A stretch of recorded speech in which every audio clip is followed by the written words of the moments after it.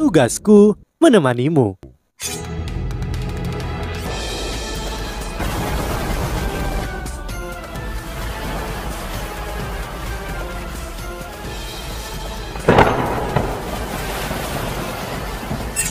Hai sahabat Pasuk, kembali lagi bersama alur cerita versi novel Solen 2 Sekte Tang yang tak tertandingi.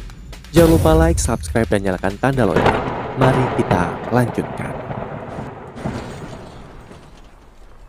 Adipatra Putih memegang tangan Wu Yuhao dan berjalan masuk bersamanya sebelum dia berbalik ke orang lain dan berkata, "Ayo, izinkan aku membuat perkenalan.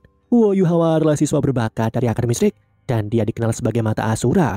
Jangan memandang rendah dia karena dia masih muda. Saat itu, dia sangat membantu kami dan Kekaisaran Starlo mungkin tidak akan mampu merebut kembali perguruan Mingdo tanpa dia." Para Feng Hao Dolo yang ada di sini secara alami dibagi menjadi 3 kelompok yang berbeda sesuai dengan kekaisaran mereka. Feng Hao Dolo yang berasal dari Kekaisaran Starlo semuanya tersenyum dan memiringkan kepala sedikit sebagai tanda keramahan dan keramahan. Mereka telah bertarung berdampingan dengan Wu Yuhao saat itu dan mereka telah cukup merasakan manfaat luar biasa yang diberikan oleh deteksi spiritualnya di medan perang. Lebih jauh lagi, dia telah memicu kekuatan Dewa Binatang dalam pertempuran epik melawan Dewa Kematian Doulo. Itu memberi palu raksasa Doulo, bintang kacaran Doulo, dan yang lainnya kesan mendalam dan abadi. Feng Hao Doulo dari Kekaisaran Tianhun relatif lebih sombong dan sombong meskipun mereka tahu individu ini terkait erat dan langsung dengan ledakan luar biasa yang terjadi di dalam pasukan Kekaisaran Ryu. Banyak individu kuat Akademi Shrek ada di sana. Dari sudut pandang mereka, kesuksesan itu lebih disebabkan oleh kemampuan Penatua Song dan Yan Shaoze. Feng Hao Dolo Kekaisaran Douling paling tidak kenal dengan Wu Yuhao. Para Feng Hao Dolo ini adalah orang-orang yang jelas tidak senang bahwa Wu Yuhao dan Tang Wutong telah tiba begitu lambat setelah semua orang yang melakukannya. Apa itu Feng Hao Dolo? Mereka memegang kepentingan strategis dalam suatu negara dan setiap Feng Hao Doulo menikmati status yang sangat tinggi di kekaisaran masing-masing. Mereka semua memiliki semacam kesombongan dan kebanggaan yang unik bagi mereka. Salah satu dari Feng Hao Doulo Kekaisaran Douling terlihat tidak senang ketika Adipatra Putih begitu hangat dan bersemangat untuk Wu Yuhao meskipun dia telah datang terlambat. Dia tersenyum polos dan berkata, "Kamu terlalu rendah hati, Adipati. Kami tahu bahwa kredit untuk mendapatkan kembali perguruan Mingdo adalah milikmu." Adipati Putih tidak bodoh dan dia bisa langsung mengatakan ketidaksenangan dengan nada bicara pria tua ini. Dia buru-buru berkata kepada Wu Yuhao, "Ayo Yuhao, biarkan aku membuat perkenalan. Ini adalah Matahari Surgawi Doulo dan dia berasal dari Kekaisaran Douling. Dia berusia 150 tahun dan dia milik dunia generasi tua Master Roh. Dia Doulo Transcendent peringkat 97 dan dia sangat kuat. Operasi ini diarahkan terutama oleh tubuh Doulo dan Matahari Surgawi Doulo." Wu Yuhao membungkuk ringan kepada Matahari Surgawi Doulo. Dia mungkin tidak jauh berbeda darinya dalam hal senioritas. Wu Yuhao adalah murid Dewa Naga Doulomu dan penatuamu telah berusia lebih dari 200 tahun ketika dia meninggal. Karena itu Wu Yuhao sebenarnya dianggap sangat senior karena dia ada di sini sebagai perwakilan Akademi Shrek. Matahari Surgawi Doulo melihat bahwa Wu Yuhao hanya membungkuk sedikit dan ketidaksenangannya segera muncul di matanya. Dia berkata dengan jelas, "Bagaimanapun juga, para pahlawan muncul dari generasi muda. Generasi baru anak-anak lebih baik daripada generasi yang lebih tua. Sepertinya kita yang lama memang cepat mundur dari sejarah." Putri Wena tertawa dan berkata, "Jangan katakan itu. Matahari Surgawi Doulo, Anda sudah tua tapi masih kuat dan sehat. Anda masih dapat memerintah di dunia para Master Roh selama 100 tahun tanpa masalah." Sikap Matahari Surgawi Doulo jauh lebih baik terhadap Wena ketika dia terkekeh dan berkata, "Aku tidak bisa hidup selama 100 tahun lagi. Mungkin saudara Du mungkin punya kesempatan." Du Busi berkata dengan jelas, "Sudah cukup. Jangan saling menyanjung. Karena semua orang ada di sini. Mari kita bersiap untuk operasi. Karena waktu adalah esensi. Daihao, kaulah yang datang dengan rencana ini. Beritahu kami tentang ini." Adipatra Putih mengangguk dan berkata, "Operasi kami disebut operasi pembunuhan kaisar dan akan dieksekusi bersama oleh 5 Feng Hao Dolo masing-masing. dari Kekaisaran Tianhun, Kekaisaran Doling, dan Kekaisaran Starlo. Kita akan melanjutkan ke Kekaisaran Ryu dan membunuh Kaisar Su Tianran. Meskipun Su Tianran masih muda, dia adalah karakter yang sangat kejam dan ambisius dari generasinya. Perang di masa depan tidak bisa dihindari. Selama dia ada, Kekaisaran Ryu menjadi lebih kuat dan kita akan kehilangan inisiatif dan berakhir dengan kaki belakang jika kita tidak bergerak. Kekaisaran Ryu akan turun ke kekacauan jika kita bisa membunuh Su Tianran. Saudara-saudaranya pasti akan bertarung satu sama lain untuk tahta. Lagi pula, putranya belum dilahirkan terlalu lama dan akan sulit baginya untuk naik tahta ketika dia baru saja berusia 1 tahun. Sebuah pikiran terlintas di benak Wu Yuhao ketika dia mendengar kata-kata Adipati Rema Putih. Putra Su Tianran, bukankah itu berarti dia juga anak Jusi? Jusi telah memberinya anak. Suara dan senyum Jusi muncul di pikiran Wu Yuhao dan semacam ketidaknyamanan muncul di hatinya.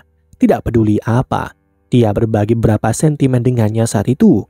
Dia telah menyelamatkan hidupnya sebelumnya dan dia telah menyelamatkannya. Kali ini operasi mereka ditargetkan pada Kaisar Kekaisaran Ryu, Su Tianran, yang juga suami Jusi. Jika mereka berhasil membunuh Su Tianran, Jusi tidak lagi memiliki suami dan anaknya. Tidak lagi memiliki ayah. Wu Yuhao menghela nafas dalam saat pikirannya berhenti di sana. Jusi benar bahwa hatinya terlalu lunak, terutama terhadap orang-orang yang dia sayangi. Bahkan Tang Wutong tidak tahu tentang pikiran yang muncul di pikiran Wu Yuhao. Dia berpikir bahwa dia sedang merenung karena dia telah bertemu dengan Adipati Rema Putih. Adipati Rema Putih melanjutkan, tidak diragukan lagi. Sesulit untuk membunuh Su Tianran, tapi 3 kekaisaran asli Penua Doulo akan mendapat manfaat besar jika operasi kita berhasil. Itulah alasan mengapa aku mengundang semua orang untuk mengambil resiko ini dalam operasi ini. Dari sudut pandangku, komponen paling penting dari operasi kita adalah bagaimana memasuki wilayah Kekaisaran Ryu dan menyusup ke kota bercahaya. Selama kita bisa menyusup ke kota bercahaya tanpa terdeteksi, kita akan bisa menyelesaikan setengah dari misi. Mata-mata kita di Kekaisaran Ryu telah mempertaruhkan kematian untuk menyampaikan sejumlah informasi kepada kita. Sekitar 7 hari dari sekarang, Su Tianran akan berpartisipasi dalam upacara pengorbanan besar Kekaisaran Ryu. Dia adalah kaisar, jadi dia pasti akan menjadi orang yang melakukan upacara pengorbanan di upacara. Itu adalah kesempatan terbaik bagi kita untuk melaksanakan misi. Tentu saja, tidak diragukan lagi, akan ada banyak orang kuat di sisinya selama upacara. Selanjutnya, Kekaisaran Ryu mahir dengan semua jenis alat jiwa. Su Tianran pasti memiliki alat jiwa otomatis yang tangguh padanya. Karena itu, kita harus menarik para pejuang ahli di sisinya jika kita ingin membunuhnya. Jadi, kita harus membagi operasi menjadi 2 bagian. Semua 15 anggota akan dibagi menjadi 2 tim.